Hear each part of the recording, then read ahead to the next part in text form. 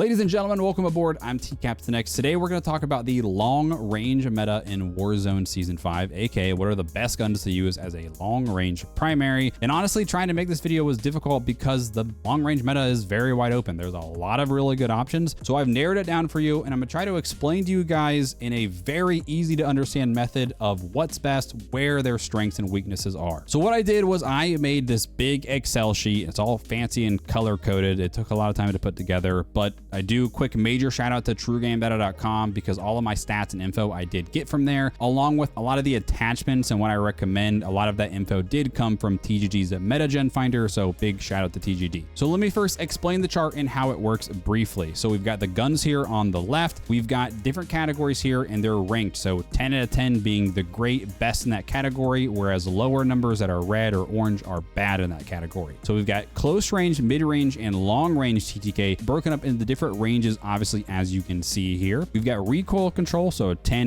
means low recoil. DPM is damage per mag, or how much damage you can put out before you have to reload. Reload, or the reload speed, so 10 being a very fast reload. Mobility is kind of a combination of aim down sight speed, sprint to fire time, and movement speed, kind of compiled into one stat. And then bullet velocity, and you will see an asterisk next to a few of these, and the asterisk just indicates I'm running an iron sight build on this so that I can have that extra attachment to get better bullet velocity. Now, I did average these scores from each row, but keep in mind this is not like weighted or anything, so just because one thing is higher doesn't necessarily mean it's better. I did loosely rank these guns, but this is kind of how my own personal preference, and I'll explain where you might disagree and have different preferences. And then finally, I did put an iron sight rating on there. This is completely subjective in my own opinion, but I think you'll mostly agree with what I said. So number one, let's start with the TAC-V, of course, which generally has been considered to be the best long range automatic gun of Season 5, and that's mainly because its mid and long range time to kills are phenomenal. Its damage per mag plus bullet velocity are great. Its big weakness, though, is its recoil. Its recoil itself isn't that bad. It's kind of just like shaky. It has a lot of visual recoil, and then also its kind of mobility and handling is a little slow because it is a battle rifle, not an assault rifle. This gun's phenomenal if you're kind of a like average to above average level player, but if you're more beginner level, I don't recommend it because of that recoil, because you're going to be better off to use some of these lower recoil guns that you'll be more accurate with. Now, the Cast-Off 7.62 for Resurgence is insanely underrated.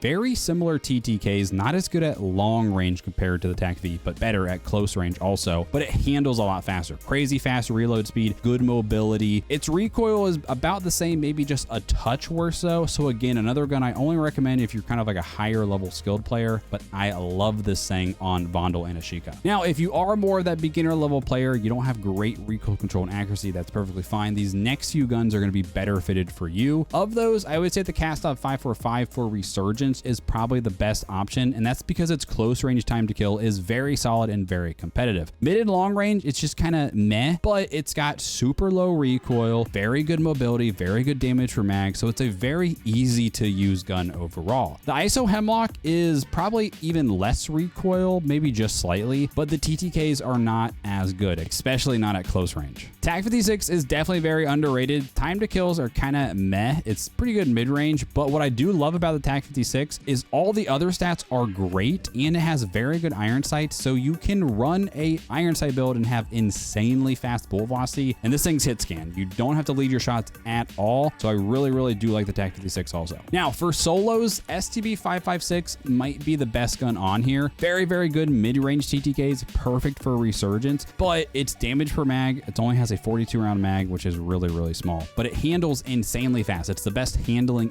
AR, so also makes it a great sniper support if you want to run it that way as well, but really do like the STB in solos and maybe duos. Now, the Tempest Razorback, very similar to the STB, but it has a larger magazine, so it's much more viable in trios and quads, but mid-range TTK, not quite as well, but the mobility also very good. Now, if all you care about is time to kill and how much damage a gun does, then the Lockman 7.62, that's the gun for you. But the recoil is atrocious on this thing. So personally, even though the mid and long range TTKs are better than like a TAC-V or Cast-Off 7.62, the recoil is so hard that it's not viable at those ranges in my opinion, so I don't like it, and I like it more as like a sniper support because the close range TTKs are nasty as well, but I'll talk about that in my close range video, which I'll probably do in a few days. Now, just to briefly cover these last like 5 or 6 guns here, Cronin Squall, very good still overall, but I think the TAC-V is just better after the Cronin got nerfed. A lot of people are still using this in ranked, so I think on Al-Mazrah it's still a good option, but I like the TAC V a lot better personally. Now, the Wrap H, if you want something that has great time to kill and it's low recoil, then use the Wrap H, but just know the reload speed and the mobility of this thing are god-awful, so it is slow, and I don't really recommend it on Resurgence for that reason. The M4 and the M13 are both just like good overall, but I think there's other guns that are better than them currently in this meta, so they're still very good options, especially in Resurgence, but I don't love them anymore, to be completely honest. HCR is another one that has low recoil, very good long-range TTKs, but it's kind of slow and heavy again. Probably another good Al-Mazrah type option, but I don't love it on Resurgence because of how slow it is. And I did include the Lockman 5.56. The time to kills are trash. This used to be one of the best guns in the game, but they really nerfed it hard. However, it still has insanely low recoil and it's got great iron sights, so you can run that high velocity build and it's still a very solid option, but I think these ones up here are just better. So now let's show a few of these loadouts and the tuning. So the numbers on screen here that you're seeing are of course the tunings. That way you can take one convenient screenshot. I'll show the tunings for the first few like this, and then I'll just kind of go through the rest just to be quick and save some time. So I really recommend running the TAC V as an iron sight build because you get that extra attachment to use for on the barrel or high velocity. If you hate the iron sights, I'd probably say take off high velocity, run like an AIM-OP or something like that. But this build I love. I would say it's the best overall long range gun in the game if you've got the recoil control for it. Now really quick, let me just explain here how I determine where I tune my guns because I get asked this constantly. So for the high velocity, I want this gun to be as low recoil as possible because that's a problem of the TAC V is it has a lot of recoil. So I'm going to tune this to max out recoil. Now, let's say we started at 0 here. I want you to watch the recoil line here as I tune. See how that line gets bigger, but then it starts to shrink just a little bit. In this last area, it actually shrinks back. And same, it also shrunk the range over here. So if you see when I go the very last part, that range shrinks. So that's why the goal is to go nice and slow. And you want to kind of find where that sweet spot is. And I think, all right, we're going to go right about there. It's not always going to be a perfect science, but you just got to slowly drag it and watch. And you want to find the points where the lines are maxed out at their widest points.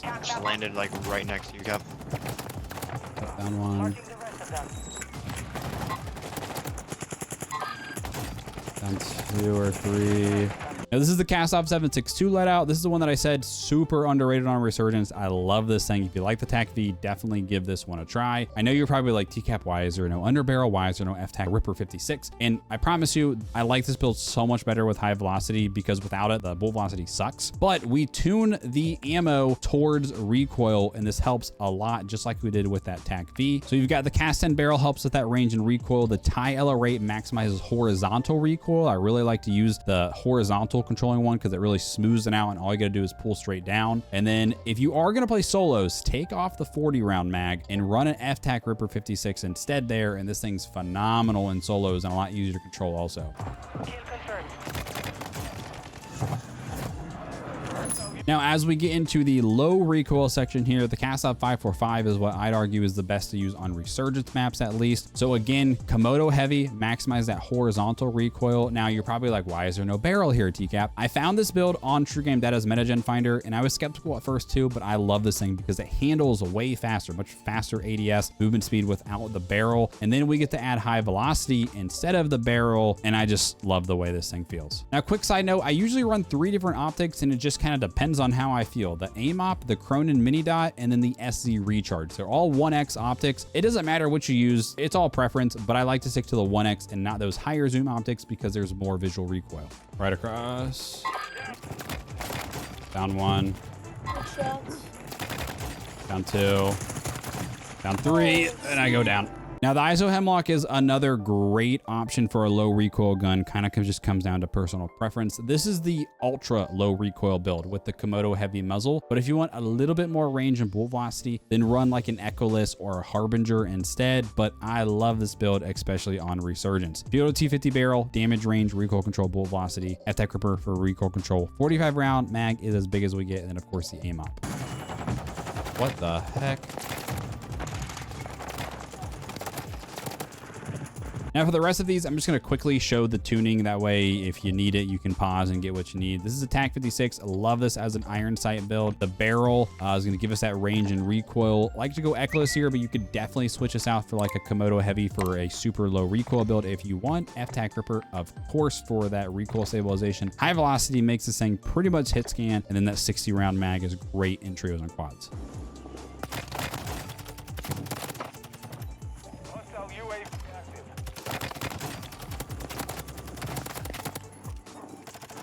Now, if you like playing solos and you want a fast handling gun, STB is amazing. F-Tac FB20 barrel adds that range and recoil control. Again, like to go with that Komodo heavy, make this super low recoil, but of course you could switch this for like an echoless for better range and bullet velocity. F-Tac Ripper 56 per usual for that recoil control. 42 round mag is as big as we got, and then of course the aim op. Now, I sometimes go back and forth between tuning close and far. Kind of just depends how I feel. It's really just personal preference at the end of the day. Tempest Razorback is another super fun one that's really fast and mobile and is like the STB but meant for trios and quads. Now it has an interesting underbarrel, the DM Proto Grip, that only is available on the Razorback, but this thing really helps horizontal recoil, really smooths the gun out, so I like this one quite a bit. 18-inch tack barrel adds that range and bullet velocity. X10 ported. Now this one helps vertical recoil, and this gun has a lot of vertical, so I think the combination of this and then that underbarrel is a perfect combo between this. 60 round mag, of course, and then that SC recharge. I'm going with this one, but again, whichever optic you want to go with. And then the Rampage, which is that like just, you know, low recoil but great damage gun, but it's slower than molasses, is also